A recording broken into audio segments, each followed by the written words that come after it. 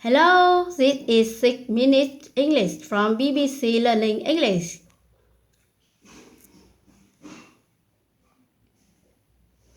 In this program, we are talking about buying clothes and only wearing them a few times before buying more clothes. This is something known as fast fashion. It's popular, it might make us feel good, but it's not great for the environment. Which is why lots of people this year are pledging or promoting publicly to buy no new clothes. I found one arm wearing the same shirt I bought 7 years ago. You are certainly not a fashion victim, no. But first, let's test your knowledge of fast fashion with a question. Do you know how many items of clothing were sent to landfill in the UK in 2017? Was it 23 million items, 234 million items, 2.3 billion items? What do you think now?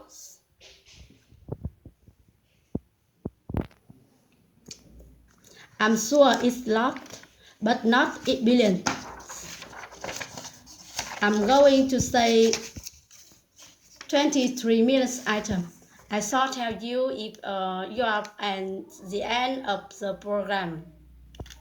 Let's talk more about fast fashion, which is being blamed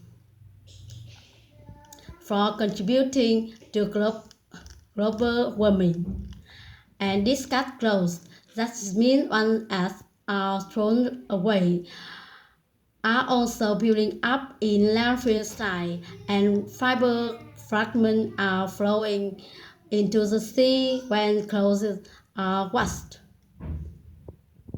It's not great.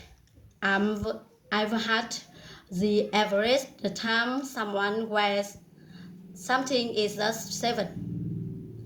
So why is it? And what is driving our desire to keep buying more clothes?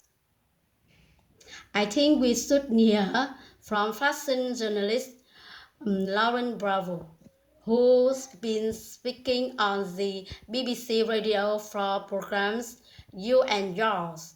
She explained that clothes today are relatively cheaper than those from her parents' day.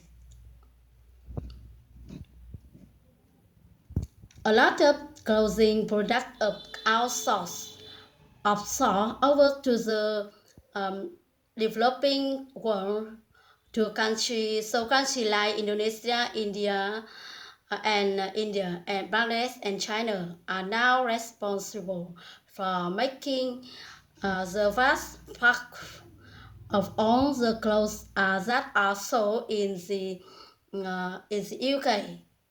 And with that, we've seen what we call chasing the cheapest needle around the world.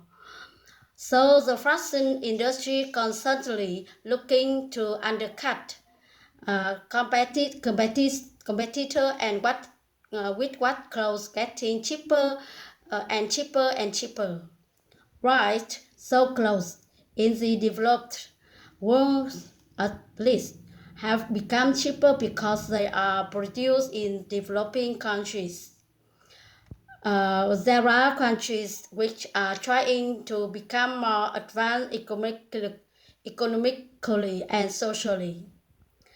So production is outsourced.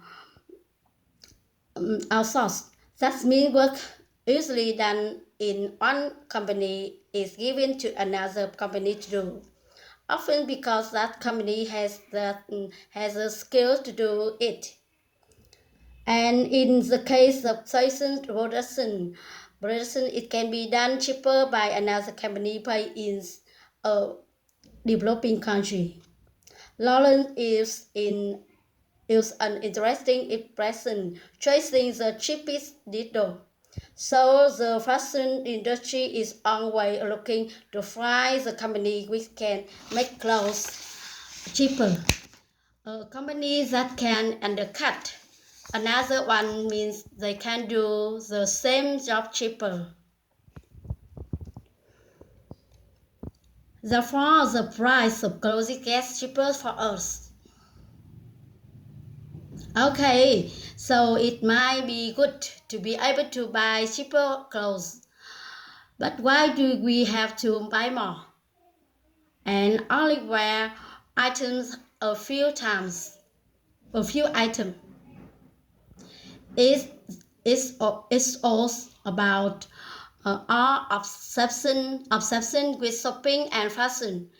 It's something Lawrence Bravo goes on to explain on the You and Your radio programs. See if you can hear that what the blames for this obsession.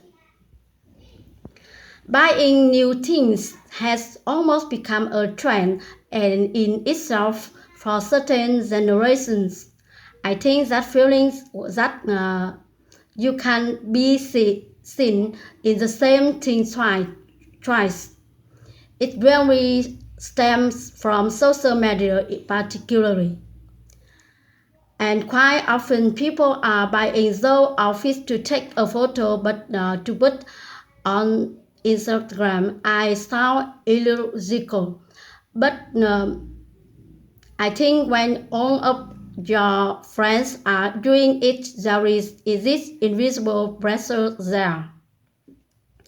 Lawrence makes some interesting points. Firstly, for some generations, there is just a trend for buying things.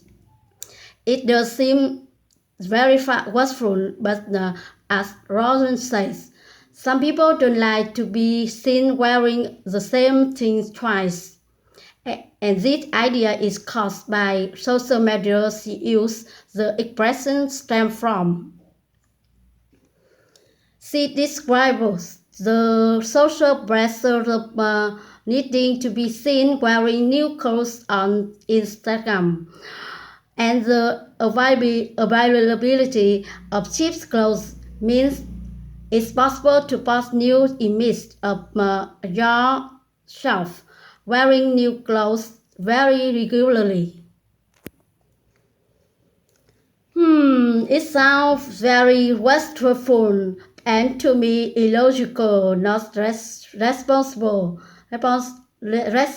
reasonable or sensible, and more driven by emotion rather than any practical reason. But there is a bit of a backlash now. That's a strong negative reaction to what is happening. Some people are now promising to buy second-hand clothes or vintage clothes or make do with the clothes they have made the ones they need. It could be the start of a new fashion trend. Yes, and for once, I will be on trend. And it could reduce the amount of clothes sent to landfills that you mentioned earlier.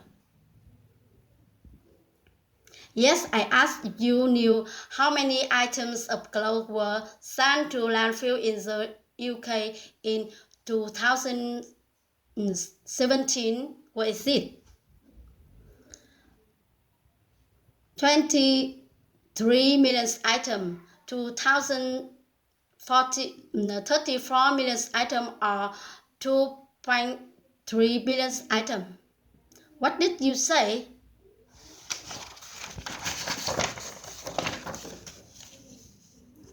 I said 23 million items.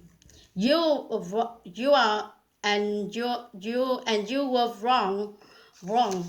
It's actually 234 million items. That's according to the Aero Audit Committee. It's also found that 1.2 billion tons of carbon emission is released by the global fashion industry. Wow, we're clearly throwing away too many clothes, but perhaps we can recycle some of the vocabulary we have mentioned today. I think we can, starting with blessing. That means publicly promising to do something. You can make a pledge to do something. When something is outsourced, it's given to another company to do, often because that company has the skill to do it and it can be done cheaper. And if one company undercut another, it costs less to do a job that its competitor. This expression stems from means it's caused by or a result of. We mentioned that rise in fast fashion stems from selling images on Instagram. And we mentioned this being illogical, so it seemed unreasonable, not sensible, and more driven by emotion rather than any practical reason. And a backlash is a strong negative reaction to what is happening. And that brings us to the end of our discussion about fast fashion. Please join again next time. Bye.